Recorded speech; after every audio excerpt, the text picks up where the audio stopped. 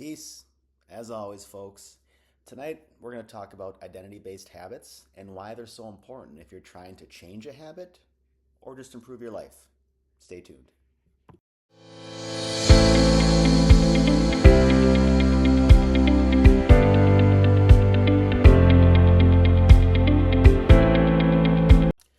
Peace and cheers as always, folks. Mark, Flying Health Coach, coming at you. Happy insert day whenever you get to the video. I'm happy that you're here, and as always, I hope you're happy that you're here. We're going to start something different now. All these videos, I want to get you guys centered and primed and ready to go, smiling and excited. So to kick things off, here's what we're going to do. If you're watching this video right now, I want you to stand up. Okay, we're up. Now give me a virtual high five, right? High five and smile. You're here. You're breathing, you're smiling, and you're happy that you're here, okay? So virtual high five. Love that. Next thing I want you to do, shake out, right? Let's get loose. Is it stupid? Yeah. Dance a little bit, right? Do a little Macarena, right? Dance. Just get yourself nice and loose. Feel goofy, feel silly, right? And now sit back down.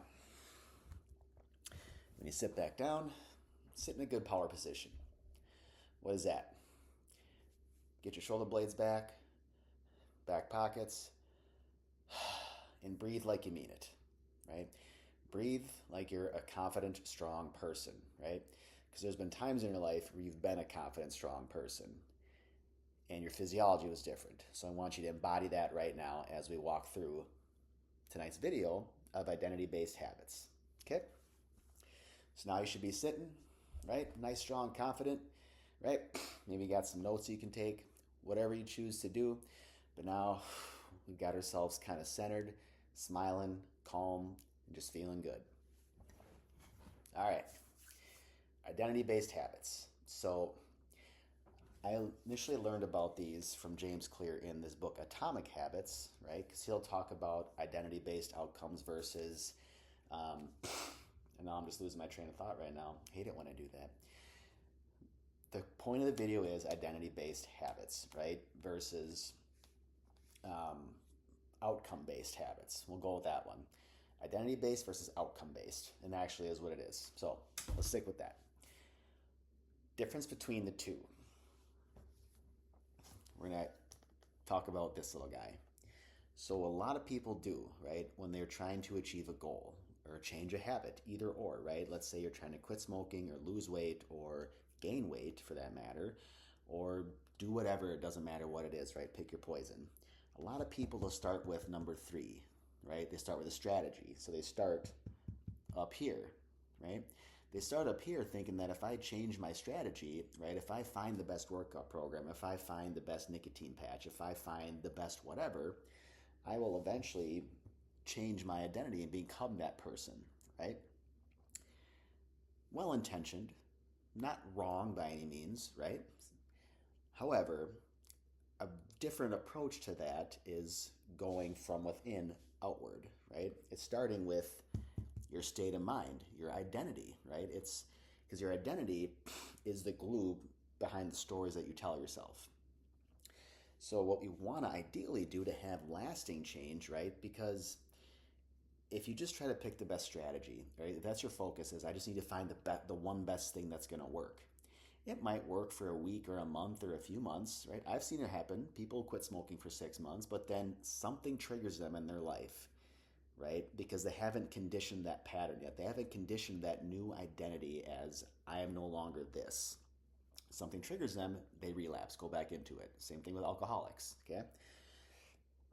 So point is instead of trying to find the best strategy, reverse that mindset, focus on your state of mind first. Your identity, right? Who are you, right? How do you identify yourself? Who do you want to be, okay?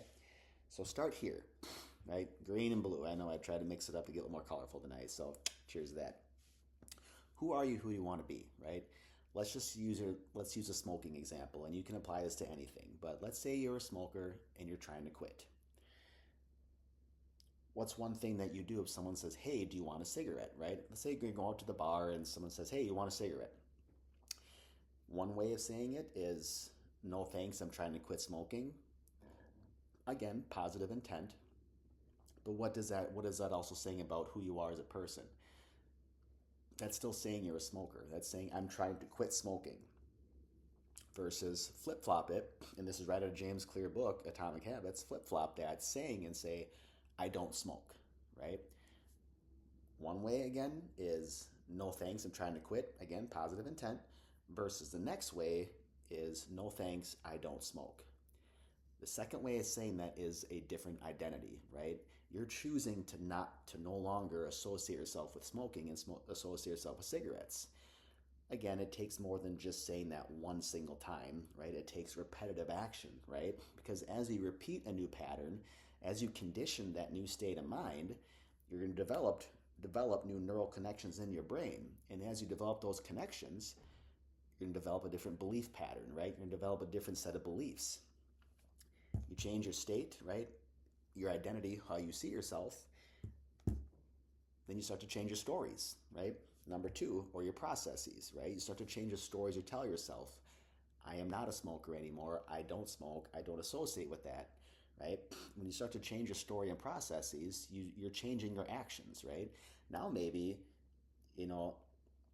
instead of driving, because maybe I know a lot of smokers, when I used to coach them, they would take the specific route to work, take a specific exit to get to the specific gas station to buy their cigarettes. Same with alcoholics. Same with people who are, maybe too avid exercisers. Whatever it is, like I said, pick your poison, doesn't matter.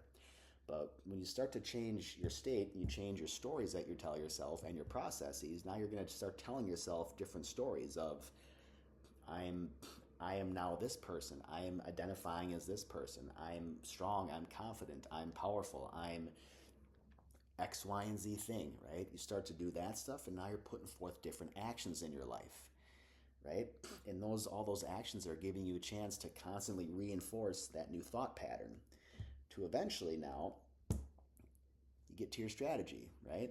So you change your state, stories you tell yourself, and now you've primed yourself for the strategy part, right? Now, okay, I'm not a smoker anymore, or I don't smoke, right? I'm telling myself different stories, and now I'm able to consciously, pick like a different strategy, right? Or I'm able to choose an action, choose a strategy that's going to help me get to where I want to be.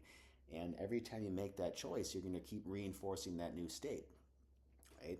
Again, great example being exercise. I am strong, I am confident. Again, not so much affirmations, right? That's not the point of this. Not affirmations, because that shit doesn't work either. Well intended, right? They can help, but it's not going to help you have an ultimate change in your life just by saying affirmations, right? Because a part of your brain is not going to believe it. If you're trying to lose weight, how do you identify yourself? Do I identify myself as a person that can't lose weight? I'm overweight, I always will be, right? Or do I look at myself and build a picture in my mind of what I can look like if I'm 50 pounds lighter? So to tell yourself different stories, right? Stories of, I can do this, I can achieve this, right? Because you're creating a different state of mind now. Okay, now that you're feeling good and confident about yourself, you start to find a good strategy, because there's plenty of them out there, right? There's plenty of books on how to lose weight. There's trainers, there's all this stuff, right? You can go for a 1 mile run right now, or a half-mile run, or a quarter-mile run, doesn't matter. Plenty of things that you can do, but you have to get yourself in the proper state of mind to do it and to have a long-lasting change, right? So think about that next time you're trying to change a habit or trying to have a simple way of looking at improving your life, okay? Because improving your life's not hard. It really isn't. It just takes a different mindset, right? Because just like Albert Einstein says, if you continuously do all the things you've done, you'll keep getting what you've always got, right? Definition of insanity. I know I didn't say it perfectly, but you get my drift. Definition of insanity. Keep doing the same things. Wait, how does that go again? Yeah, it's doing the same things and expecting a different result, right? If you keep having the same state of mind, how are you going to expect to have a lifelong change? You have to change your state and change your identity of who you are as a person if you're going to ultimately get to where you want to be, okay? So start with your state of mind. Start to change the stories that you tell yourself, and that's going to help you lead to find the most ideal strategy to put forth in your life and to get the ultimate outcome that you want, okay? So, hope this video was beneficial as always. Please don't forget to like and subscribe up in the corner. My email, why not put it over here this time, flyinghealthcoach@gmail.com. First coaching sessions for free to see if coaching might be fun for you, a good fit for you. And then last but not least, my book, Flying Health Coach, Starting Guide, How to Un-F Your Life. This is where I don't edit things because I want things to be authentic. You can download it for free on YouTube. 13, 14 pages.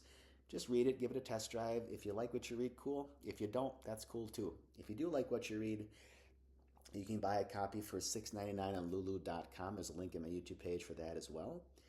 And outside of that, guys, thank you for paying attention. Thank you for watching. I hope this was, again, somewhat beneficial. Again, I always do these videos just to hopefully help you think differently about an approach.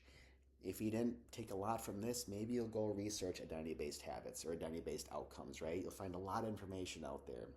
You're going to go find people like James Clear, Tony Robbins, or Mark Manson. You're going to find all these people that have done all this research for much longer than I have. So if this doesn't resonate with you too well, and you want to learn more, maybe it'd help you do some research. I hope it did. Anyway, until next time, peace.